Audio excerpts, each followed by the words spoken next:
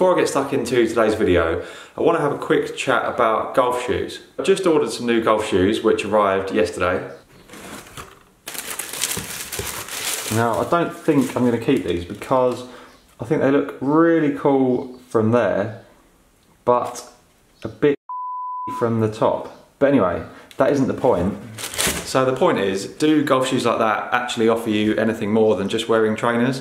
So I was having this conversation with a couple of people on Twitter the other night, and they were saying they're not actually golf shoes, they're just trainers that are called golf shoes. So what do you think? Do these kind of spikeless golf shoes actually count as golf shoes?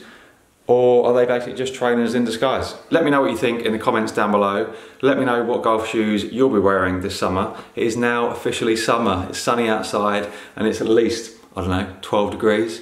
So we'll take it. So yeah, pop a comment down below and we can have a lovely chat about golf shoes. Today's video is about my match against European Challenge Tour player Liam Robinson. Yes, I'm still milking that match and making videos about it. I promise this will be the last one. But basically, after I made that video talking about what I learned from playing with him, Liam got back in touch and said that he wanted to have his chance to kind of make a response video and share his thoughts. So I thought, well, that would be interesting. Might be a bit horrible for me to hear some of the stuff that he has to say about my game, but you know, give him a chance, see what he says, maybe I'll learn something from that. So I'm going to give him a call now. Not sure how well this will work, but I've seen Mark Crossfield do it when he calls Coach Lockie and other people, so we'll see how it goes.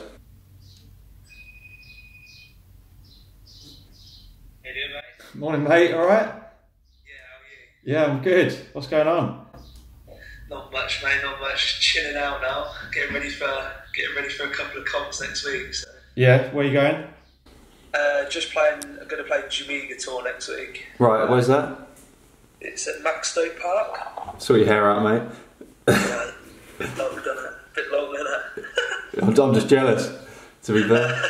Have you been enjoying the comments on the YouTube videos about your game and your ball striking and what a lovely bloke you are? It's been quite nice. Yeah. It's been positive about my hair, it's really good. It's been better for you than it has for me. Yeah. I think it come across quite well, didn't it? No, it's good, yeah. No. Yeah, looking forward to doing the old rematch in the summer, get you back up there. Well, we'll have to get you to a different club, mate, so you haven't got the advantage of a home course. Yeah, I'll tell you what, we're sort of somewhere out neutral. Yeah, that sounds good. But yeah, so obviously mate, I just wanted to kind of get a bit of a steer from you in terms of, you know, how you saw my game on the day, anything you thought was good, if there was anything, stuff that you thought was like, you know, particularly weak or needs to be worked on the most, and then yeah, kind of any advice really in terms of, if you were me, what you'd be doing to try and get to scratch as quickly as possible. Yeah, okay mate. Well, I think like when I watched the video that you put out, I think you know the stuff you were touching on with the course management. Yeah.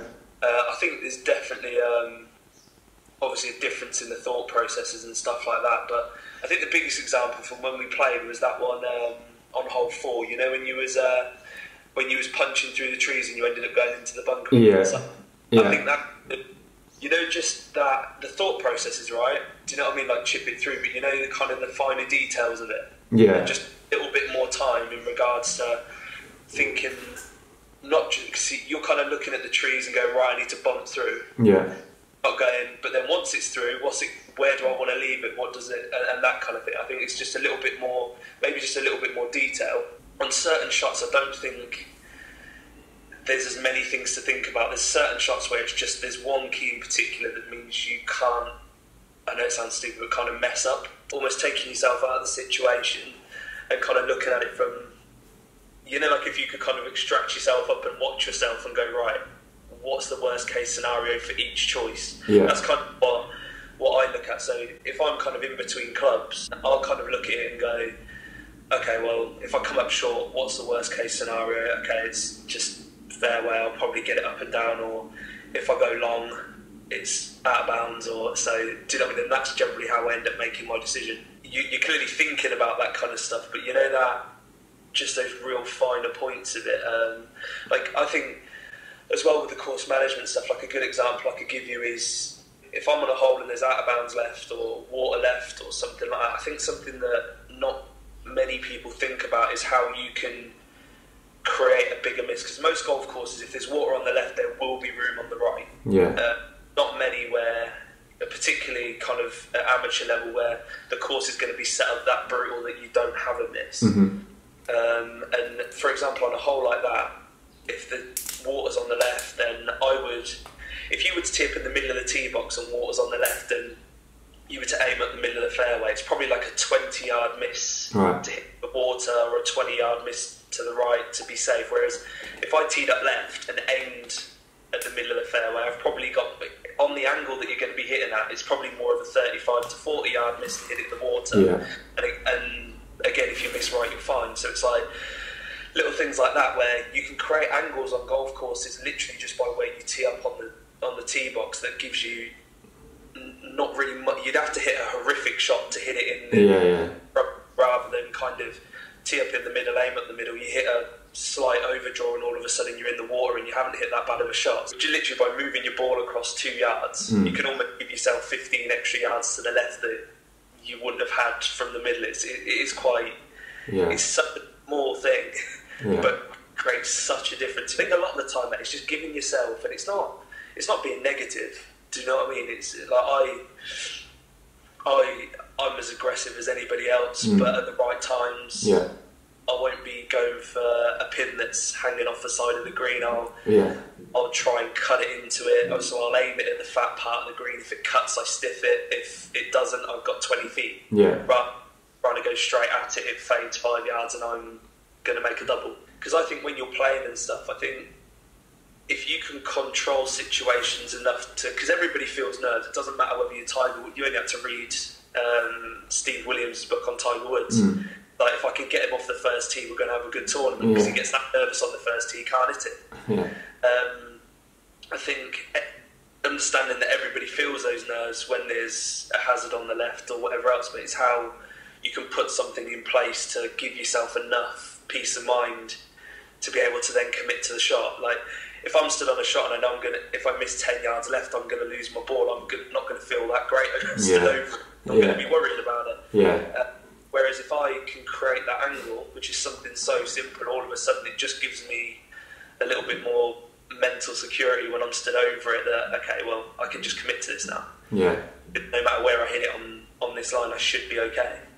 When you feel nerves yourself, be it in like the first day of a tournament, or if you're in contention and it's kind of getting down towards the business end, is there anything that you do that helps you manage that? I mean, obviously you said that you have to accept that everyone's going to feel the nerves, but is there anything that helps you actually deal with it so the nerves don't take over and start having a big impact on your game?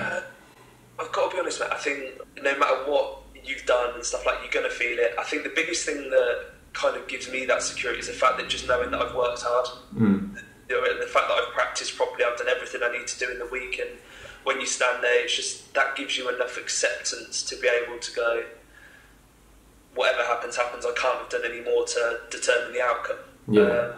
So is there anything that you can kind of do?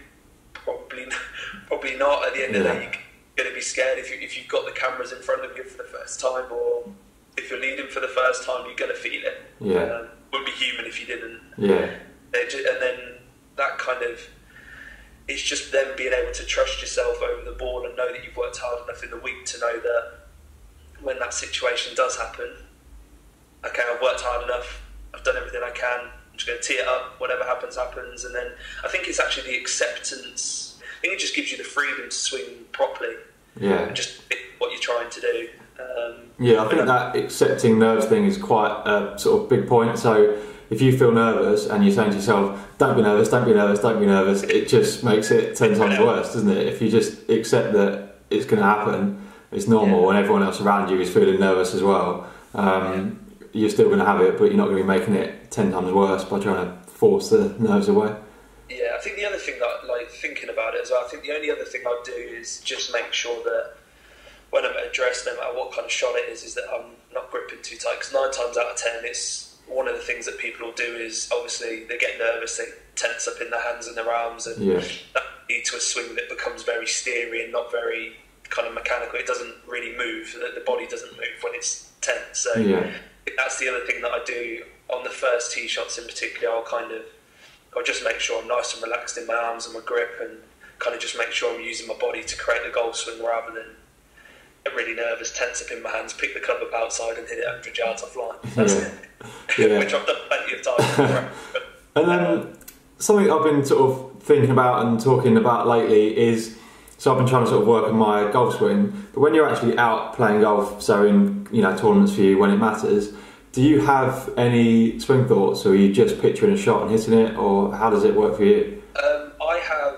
I have routines, so kind of in my iron play I've got a certain thing that I do. In my driving I have a certain thing that I do that basically combats my tendencies. So with driver I have a tendency to get really long and loose, and then I kind of throw myself forwards at it, fall behind it with my top half, and then that leaves me open to the block or the flippy hook kind of thing. Yeah. So I don't know if you remember on a few of the videos, you'll notice I was kind of, as I'm going halfway back, I'll start stepping forwards. Through, and then make sure then that I'm rotating. The reason I do that is, obviously the earlier your momentum starts going forwards, it means that the backswing will obviously shorten. It means it's not slow, it means it's got some kind of speed to it. So that's what I do with my driver just before everyone, just to make sure I'm creating the right feelings. Yeah. With my iron play, something, again, it is a very similar swing thought. I have a tendency to get too lateral, which means that my top half's behind it, so I sometimes don't quite grab the ground the way that I want to. So with my practice swing, I'll kind of feel like I'm swinging it back to my knee, and then I'll just try and feel the ground. I'll just kind of maybe take a divot or two and just feel what that feels like, and then I'll go into my ball and hit it. So I've got, in relation to kind of what I work on on my practice days, they're kind of a couple of feelings that for me, they help control my tendencies. Will those things change depending on what you've been working on in practice? So obviously if your bad tendency or bad shot changes, would you then have something different you do in practice that you then take to the course as a part of that routine? Or would it always be the same things for forever? It should always be the same things, do you know what I mean? Because my tendencies won't change. Like if you've got a tendency, the chances of it never being there again is very unlikely. Like I think all golfers are constantly fighting what their body wants to naturally do, and obviously everybody swings it different, and everybody should create the best version of what they've got. But the more you can control those tendencies, obviously that's going to help. Again, the pressure situation. Yeah. If you know that, okay, well, if I do this before I hit it, I know then if I just go and repeat what I've just done, I'm going to hit it up the middle. That helps with that. I'm not going to lie, when I hit the shot, I'm not really thinking at all other than kind of thinking about where I want it to go and how it should feel. Pretty much before I hit my shot, I take care of everything. So where's the wind? Where do I want to miss? Where do I want to miss if I'm going to miss? Do I feel it's a shot I can go straight out? I go through all that in my head, and then I go through my little routine with whether it's my driver or my iron. And then obviously I step into the shot, and then once I'm over the shot, mate, I've got to be honest with you, I'm probably not thinking much at all. I'd probably literally just let it go then. Just literally go and hit it. So if you were me, obviously trying to get from 5.5 to scratch as quickly as possible, what would you be doing sort of, with your time, areas of the game that you'd be focusing on? What do you think is the biggest things that I can do to speed up that progress? I think the first thing I'd do, obviously we had a little chat on the golf course, didn't we? Is kind of technically, I'd decide what it is, what you want to achieve from your golf swing. Obviously, I gave you a couple of little things that I saw, and I would create a plan that purely is around those thoughts. Do you know what I mean? So the kind of things that we discussed, it's like little practice regimes for that. So when you're going to the driving range, it's not just I'm going to go and hit balls and just kind of try and figure it out. It's like every day you're going, you're getting the most of your time. So if you can only kind of put a couple of hours a day in, it's like, right, in that couple of hours a day, I need to do this amount of this, I need to, and so on and so forth. So I think technically, again, you could tell me that it's wrong or whatever. I don't know how often you see a coach. I don't know how often you're kind of working on that kind of thing. But I think if you're going to be off scratch, you do need quite a lot of input.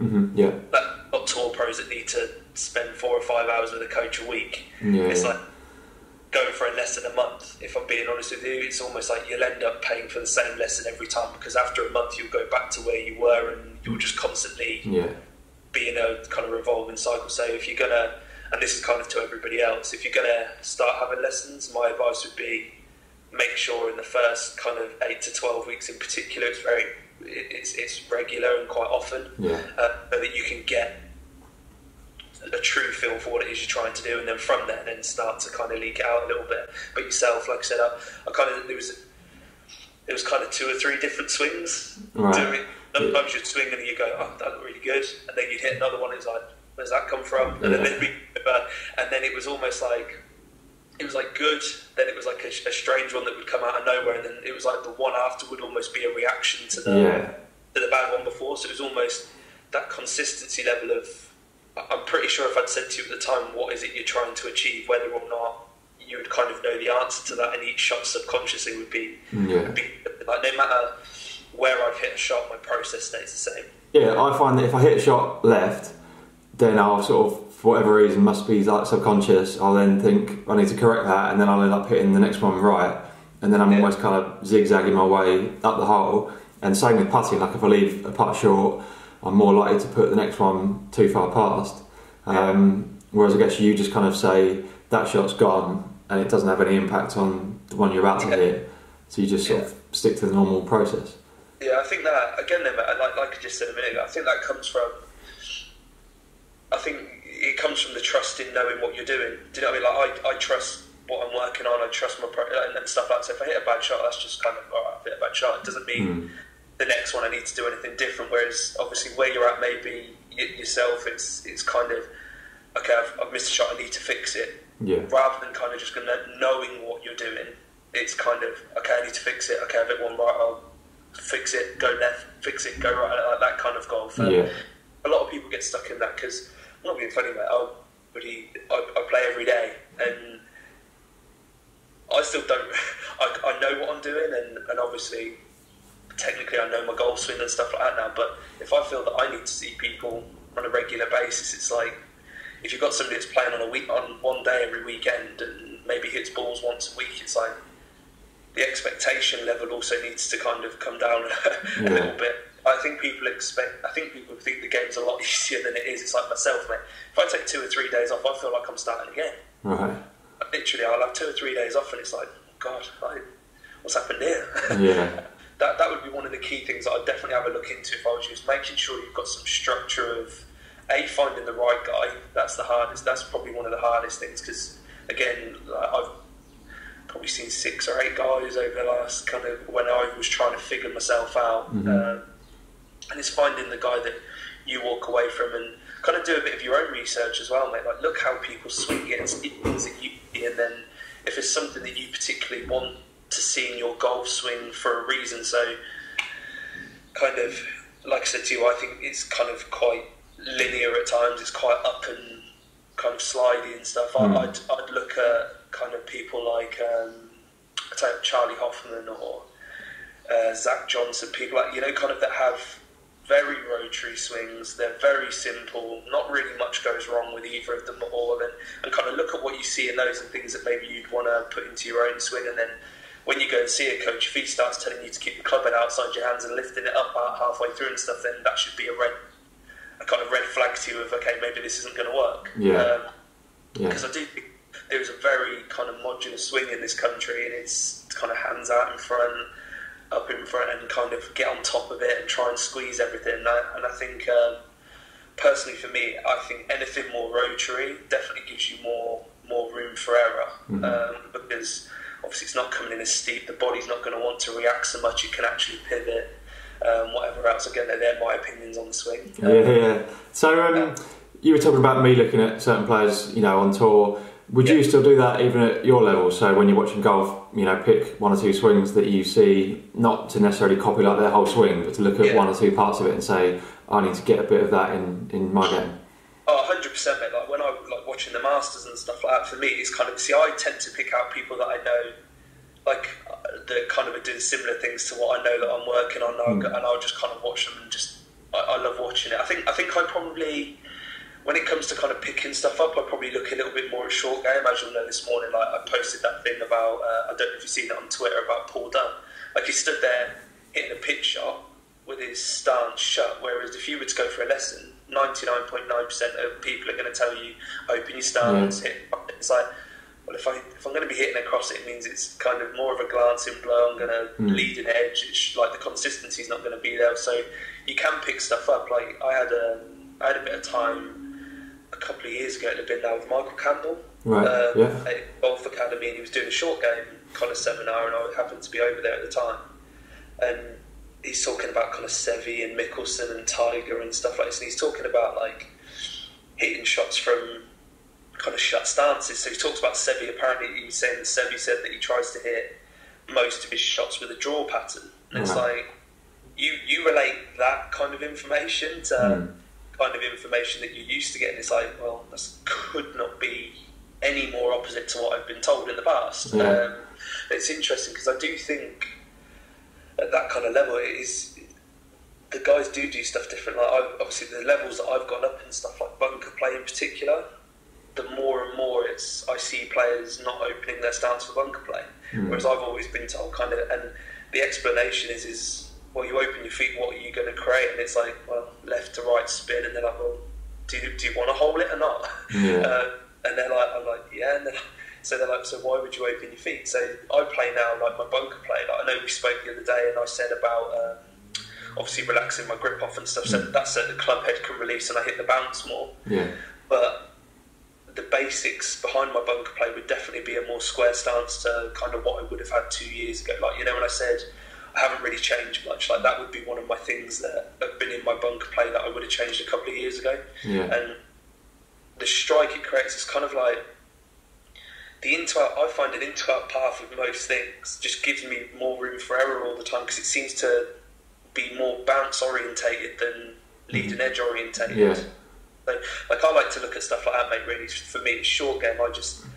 The guys are so good. Like, I remember I was at the Czech Masters last year. I was watching Brett Rumford hitting short game shots, mate. And honestly, it's just like you can just stand there for hours just watching it. It's incredible what the guys can do around the greens. And I feel like with myself, obviously not having that much experience and stuff like that, and being quite a way behind, that's where I feel I can learn a lot. Like, I can hit the ball well enough. Like, I just watching that kind of stuff, mate, it's just brilliant. Like, I watch him and I'm there playing in the tournament, and I'm just as in awe of him as kind of anybody else would be. That's interesting to hear. So I like that kind of stuff, but no, other than that, and you're talking about practice. You know, for example, if I've only got 2 hours a day, I need to make sure I'm getting the most out of that time. When we were talking before, you were kind of saying that it's not about, even for you, doing like 10 hours every single day. I mean, how much do you practice in like a typical day, and sort of how much do you see it as kind of quality over quantity? When I first started, so kind of, you know, when I said obviously when I was 19, I was on 5, and I kind of then started to play full time. I did put in a lot of time. I actually used to go and stay at my nan's house, because she used to, like, we're from Mansfield originally, so I used to practice at Sherwood Forest full time. I was a member up there, so we used to go up there, and the facilities are awesome, so I used to kind of spend probably 10-12 hour days up there. Probably did that for about a couple of years, but then once now I wish I kind of knew what I know now back then, because if I'm being honest, I've had trouble with injury the last 3 years, back problems and all that kind of stuff, probably from overuse, and maybe not quite looking after myself as much as I should have. But now when I look at it, it's kind of, I would prefer to kind of practice for 4 or 5 hours and just make sure that I'm doing the right things. Last season, particularly when I first came back and when I was playing at my best, I was probably spending, I don't think I actually hit balls on a range for about 2 months. Basically was doing an hour on the smash bag, and then I would kind of do half an hour into a net, just working on the same movements that I was doing on the smash bag, because for me, I just found then, when I went out on the golf course, I'd done so much more, I'd spent so much more time on the proper movements, that when I went out on the golf course, they seemed to be there. Whereas when I get into a tendency of hitting too many balls, which generally is a sign for me that I'm panicking or worrying about something, I actually got worse and worse and worse. My technique started creeping back into what it was before I'd done all the hard work. So over practice, I think, is as bad for you as under practice. I think particularly if you're not having regular tuition, like if you've not got a coach checking up on you once a week, it can literally be kind of 100 balls by yourself one day where maybe you're stood slightly different, and because you're stood slightly different, your swing has to compensate for it, and then you kind of go for a lesson 3 or 4 weeks later and you've got this whole different pattern that you didn't have. And it's, I think that's... So again, that's why I said to you, kind of about the structure, and when I said earlier about knowing exactly what you're trying to achieve. I know what I'm trying to achieve in my swing, and I know I've got kind of 3 or 4 drills that I will do daily that help me maintain what I'm trying to achieve, and those things aren't hitting golf balls. I spend quite a lot more time out on the golf course now than I used to as well, but I probably in a day, I don't know, kind of with playing holes, probably spend, I don't know, 5 or 6 hours, I'd say. Yeah. If I go and play 18 holes, it's probably a little bit longer. Yeah. But in a normal day, I'll probably play 9 holes. Probably do kind of then 3-4 hours practice around that. Yeah. But again, it all changes, mate. Like in the winter, I put hours and hours in. In the summer, it's kind of, if I'm being honest, it's all just about performance. Like there's a lad, for example, at the moment that I spend a bit of time with, and happened to go down to one of his events with him last week and just kind of watched him prepare, mate. And it's like, the day before a tournament, I'm having to like drag him off the practice ground, drag him off the pub, because he's down there for 10 hours. And I'm like, mate, you've got 3 days of event coming up. Like, what are you doing? You want to be able to play on Sunday, not today.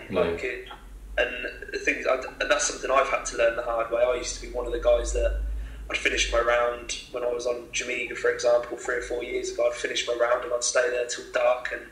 But by the time my round come around for day 2, I'd be absolutely shattered. Yeah, I suppose it's that thing you said where you want to feel like you're doing as much as you possibly can to help yourself, but sometimes that isn't necessarily slogging an 8-hour practice session after you've played a tournament round and you've got another one the following day. Exactly, man. Yeah. It's getting that right balance. All the hard work should be done.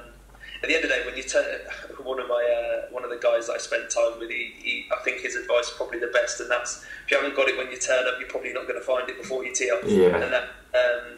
And that's a good bit of it. I think that's a good bit of advice, and something that I've always had in the back of my mind. Like I say, all the hard work should be done before you get to an event, and then once you're there, it's then just about performance, isn't it? Yeah, so probably not as much time as I used to, going back to the first question, but still quite a lot. I think it's, Matt, I love the game as well, so it doesn't feel like work when I'm out chipping for 3 hours, because I enjoy it. Yeah. And I think once that changes, it'll be quite interesting, because like I said at the minute, it's still the love for the game. I've not really been at it that long, so I haven't really got bored and had enough of it yet. Yeah, well, hopefully you won't, mate. Hopefully. It does. I'm sure at some point I'll feel like that, but I'm sure there'll be ups and downs, but yeah, I think if you love it, then it's just a case of, always enjoying it and just making sure that even when you have the tougher times, because everybody goes through good and bad patches, don't they? Exactly. Doesn't matter how good you are. Yeah. Doesn't matter what level you're at, and it's kind of, again, talking to a lad about it the other day, he's kind of stepped up a level and he's struggling a little bit, and it's like, mate, we've all gone through it 1,000 times over. Everything everybody goes through, and that's why I kind of relate myself to, like, when we did the video review and kind of people's comments and stuff. It's like, the reason I do kind of interact so much is like, guys, everything you're asking and going through, I've been through it a million times. It's not a strange thing to feel like you've had enough of it, to wonder if you're ever going to get any better and whatever else. Everybody goes through it.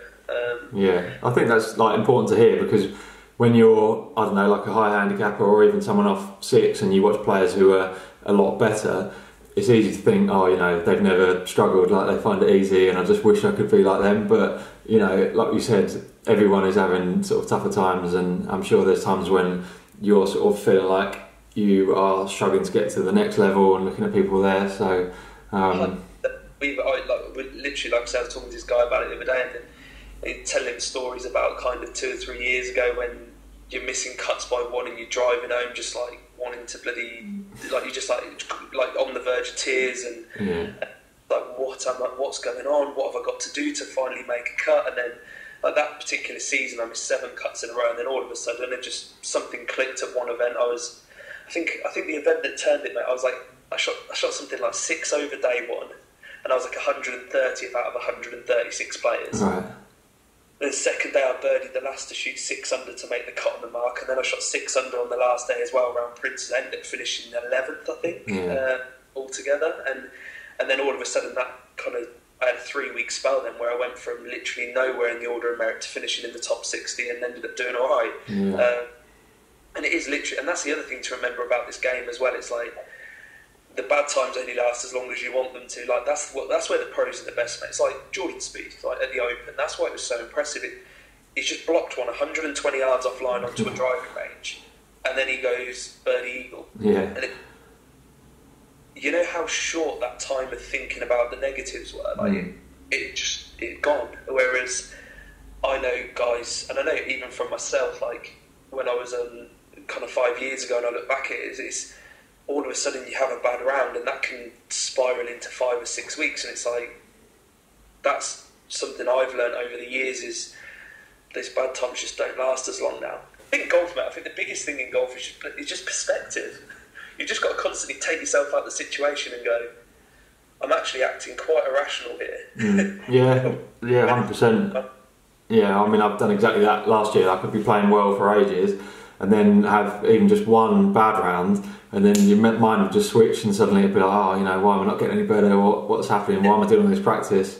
And everyone else around me, like my girlfriend and stuff, would be saying, what are you talking about? You know, it's all been going really well. It can't be every round better than the last. But because you're so heavily invested in it, like that kind of rational thinking goes out the window. It's like you're just looking at it emotionally rather than logically. The people's heads with golf, mate, honestly, people do just really become really irrational, and you really do have to take yourself back a lot and just go, okay, this isn't as bad as I'm making it out. It feels like the end of the world right now, but it's really not. Yeah.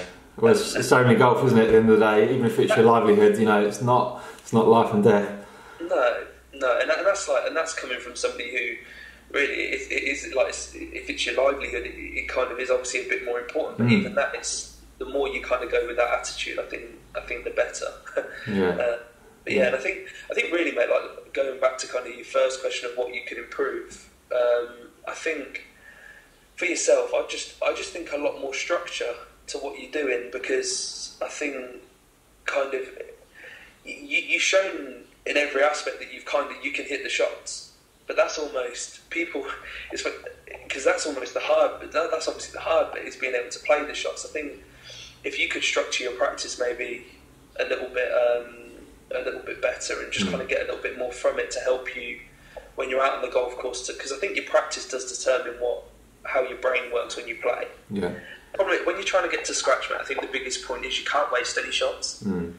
So when I kind of worked my way down, it was I would always kind of go down a shot, hit a bit of a brick wall for a couple of weeks, go back up to a couple of shots, and then boom, back down again, and it's constant learning. And I do think what you're doing, I think that's going to help you, playing with more better players.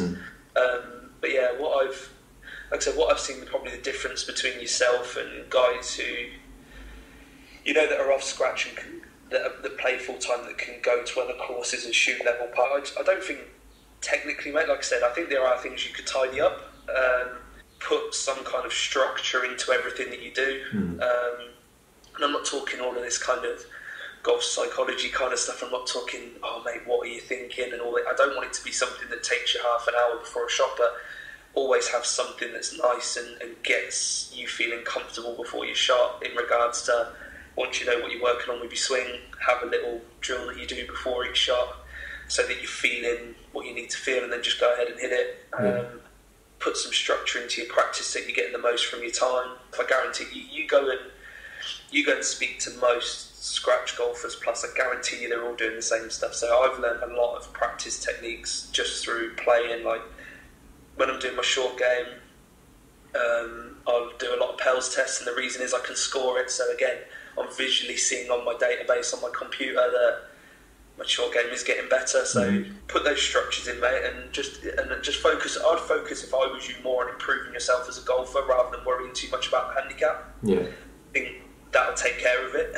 If you improve yourself and kind of try and be more professional about the things that you do, and really think about what it is you're trying to achieve with everything, whether it's practice, even down to each shot.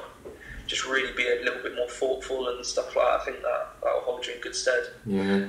Like I said, with a bit of support, I think you'll definitely kind of reach the goal in the end, because you've got the hunger and the desire, and you're willing to put the time in and stuff. You just need that little bit of direction from the right people. Yeah.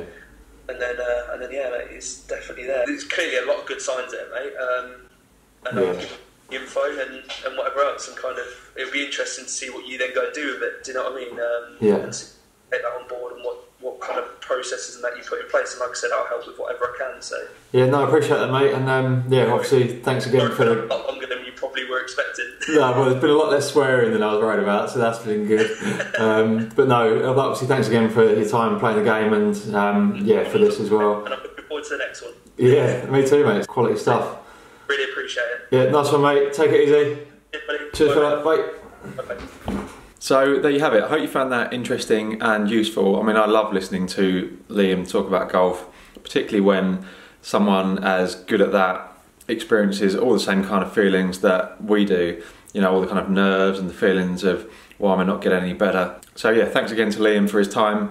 Make sure you keep an eye out for him this season on the Challenge Tour, and he's playing 1 or 2 European Tour events as well. So keep an eye out for his results, and I'll put his Twitter down below as well, so I'm sure he'll be keeping everybody up to date with everything that he's doing. I promise that I will start making some videos that aren't about my match with Liam pretty soon. I'm pretty sure I've milked this one enough. That's maybe the 8th video now, but you know, response to the videos has been fantastic. I think having somebody with the sort of quality and experience of Liam has really helped me learn a lot, and hopefully it's helped you learn something as well. But yeah, next video after this one, I promise, will not be about my match against Liam.